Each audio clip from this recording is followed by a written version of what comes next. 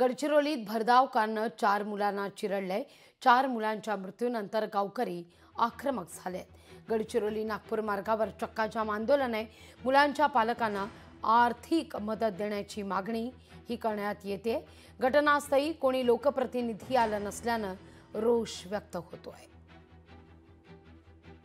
माझी मागणी एवढीच आहे की ज्यांचे मुलं मरण पावले आहेत त्यांना सरकारकडून आर्थिक मदत भेटायला पाहिजे, तात्काळ घोषित व्हायला पाहिजे। सकाळी 5 वाजता जेव्हा ॲक्सिडेंट झाला, मुलांना भरधाव ट्रकाने चिरडला, त्यावेळेला 1 ते 1.5 तास ॲम्ब्युलन्स सुद्धा मिळू शकत नाही। या जिल्ह्यापासून 10 किलोमीटर अंतर असलेल्या काटली गावामध्ये बऱ्याच मुलं तडफडत असताना एका प्रायव्हेट गाडीने आम्हाला त्याला न्यावं लागलं। ही शोकांतिका आहे। या जिल्ह्याचे पालकमंत्री आहेत, या राज्याचे मुख्यमंत्री या जिल्ह्याचे पालकमंत्री आहेत। ही शोकांतिका आहे। हा आतापर्यंत आंदोलन चालत असून कुठलाच जिल्हा प्रशासनावरचा कोणताच अधिकारी आलेला नाही आणि कोणताच आमदार इथं स्थानिक आमदार सुद्धा हजर झालेला नाही आणि याच्यामुळे आज शिक्षण घेणाऱ्या मुलांचा आज अपघात झाला।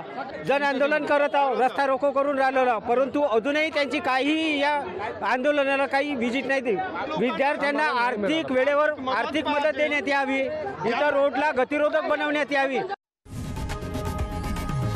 लोकशाही मराठी ऐका, पहा, जागरूक रहा।